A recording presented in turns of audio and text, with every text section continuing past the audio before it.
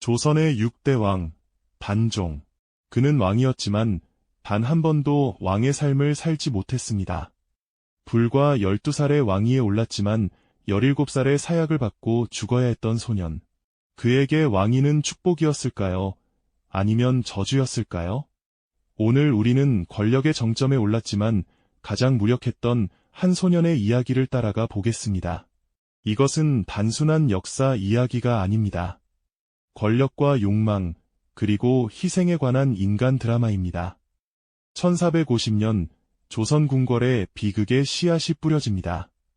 문종의 첫째 아들로 태어난 홍이, 훗날의 단종. 하지만 그의 어머니 현덕왕후는 출산 후 며칠 만에 세상을 떠납니다. 어머니 없는 세자, 그리고 병약한 아버지. 이미 불안한 징조들이 나타나고 있었습니다. 1452년 문종이 제2년 만에 승하합니다. 병상에서 문종은 김종서, 황보인 등 신하들의 손을 잡았습니다. 부디 우리 아들을 잘 보살펴달라. 그리고 12살의 홍이가 조선의 왕이 됩니다. 즉위식장에서 골룡포는 어린 몸에 너무 컸고 왕좌는 너무 높았습니다. 주변을 둘러보니 모두 할아버지 뻘 되는 늙은 신하들뿐. 그 뒤편 어둠 속에서 한 사람이 이 모든 광경을 지켜보고 있었습니다. 왕의 숙부, 수양대군. 그의 눈빛에는 알 수 없는 야망이 타오르고 있었습니다. 어린 왕을 보좌하기 위해 김종서와 황보인이 국정을 이끌었습니다. 하지만 수양대군은 참을 수 없었습니다. 자신보다 어린 조카가 왕이 되고 신하들이 권력을 쥐고 있는 상황을 1453년 10월 10일 밤 수양대군이 마침내 움직입니다. 역적들을 제거한다. 무장한 병사들이 김종서의 집으로 향했습니다. 깊은 밤 칼날이 번뜩이고 비명이 울려 퍼졌습니다.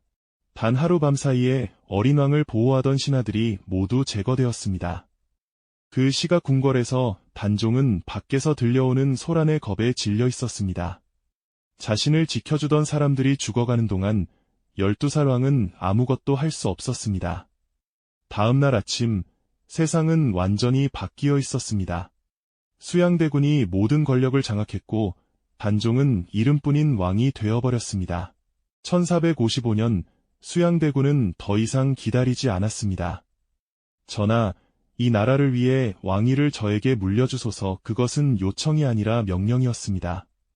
15살의 단종은 선택의 여지 없이 왕위를 넘겨주어야 했습니다. 수양대군은 세조가 되었고 단종은 상왕으로 물러났습니다. 하지만 비극은 여기서 끝나지 않았습니다. 1456년 성삼문과 박팽년 등 사육신이 단종 보기를 꾀했지만 실패했습니다. 세조는 분노했습니다. 상왕은 더 이상 왕족이 아니다.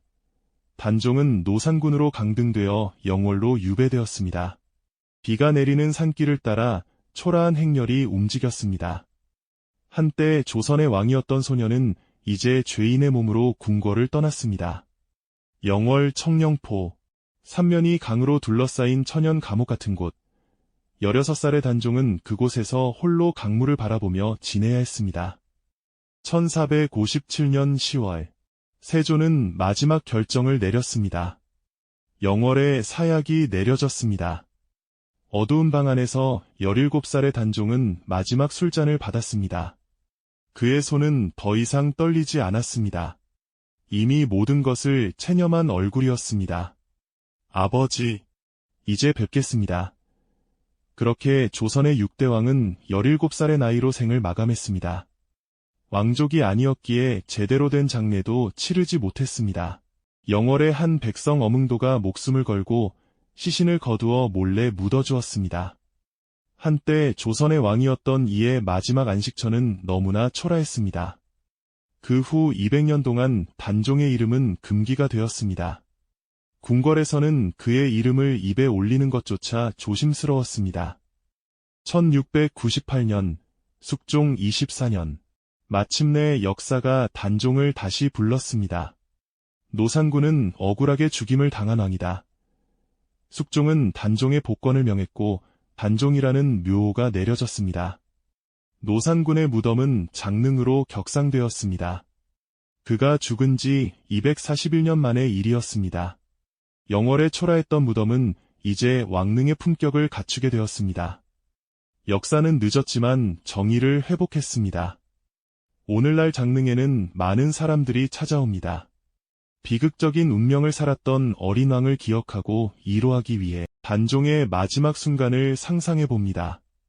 17살 소년이 어두운 방에서 사약을 마시는 그 순간을, 12살의 왕이 되었지만 단 한 번도 진짜 왕의 삶을 살지 못했던 소년, 권력의 중심에 있었지만 가장 무력했던 존재, 그의 삶은 우리에게 묻습니다.